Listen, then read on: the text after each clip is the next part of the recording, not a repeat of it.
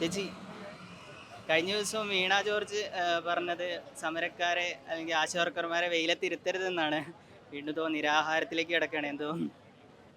അങ്ങനെയൊക്കെ ഭയങ്കര കരുതലാണ് നമ്മുടെ മിനിസ്റ്റർക്ക്. പക്ഷേ എന്ത് ചെയ്യാനാ, പറച്ചിലിൽ മാത്രമേ ഉള്ളൂ, പ്രവൃത്തിയിൽ അത് കാണുന്നില്ലല്ലോ. അങ്ങനെ ആയിരുന്നു നമ്മൾ ഈ 39 ദിവസം ഇവിടെ കിടക്കേണ്ടി വരത്തില്ലായിരുന്നല്ലോ, ഈ പറയുന്ന അത്ര ആത്മാർത്ഥത ഉണ്ടായിരുന്നെങ്കിൽ. അത് കാണുന്നില്ല, പറച്ചിലേ ഉള്ളൂ.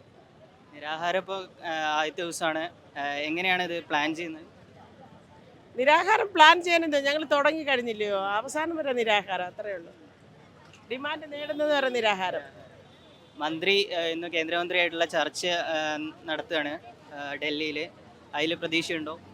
അല്ല, ഇപ്പൊ അറിയാൻ കഴിഞ്ഞത് നമ്മുടെ മന്ത്രി പോയിരിക്കുന്നത് പിന്നെ ക്യൂബയിൽ നിന്ന് വരുന്ന എന്തോ പ്രതിനിധികളെ സ്വീകരിക്കാനാണെന്നാണ് അറിയാൻ കഴിഞ്ഞത്. അതിൻ്റെ ഇടയ്ക്ക് കേന്ദ്ര ധനമന്ത്രിയെ കണ്ടാൽ സംസാരിക്കും, അല്ലെങ്കിൽ നിവേദനം കൊടുത്തിട്ട് പോരും എന്നാണ് അറിയാൻ കഴിഞ്ഞത്. അല്ലാതെ ഇത് പരിഹരിക്കണ കേന്ദ്രത്തിൽ പോകണ്ടല്ലോ, ഇവിടെ സ്റ്റേറ്റ് ഗവൺമെൻറ് തീരുമാനിക്കേണ്ട കാര്യമല്ലേ.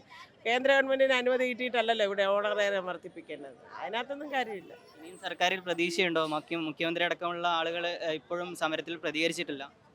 പ്രതീക്ഷ ഉള്ളതുകൊണ്ടാണല്ലോ ഇവിടെ കിടക്കുന്നത്, സമരം ചെയ്യുന്നത്. ആരൊക്കെയാണ് സമരം ചെയ്യുന്നത്? ഞാൻ ഇതിൻ്റെ സംസ്ഥാന ജനറൽ സെക്രട്ടറിയാണ്. എൻ്റെ ഒരു ബിന്ദു, ഇത് തങ്കമണി, അത് ഷീജ. നമ്മുടെ സംസ്ഥാന നേതാക്കളാണ്.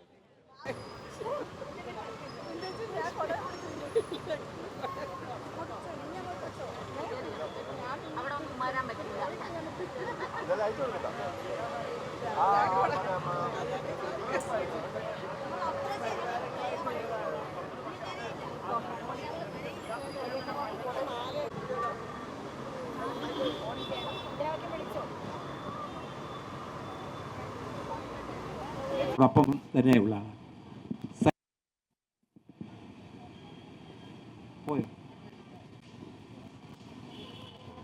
ശൈവപ്രസാദ് സാറിനെ ക്ഷണിക്കുന്നു. സാർ ഇവിടെ എല്ലാ ദിവസവും തന്നെ വന്നു പോകുന്ന ആളാണ്. നമ്മുടെ ഈ സമരത്തിൻ്റെ വളരെ പ്രധാനപ്പെട്ട കാണുന്നുണ്ട്.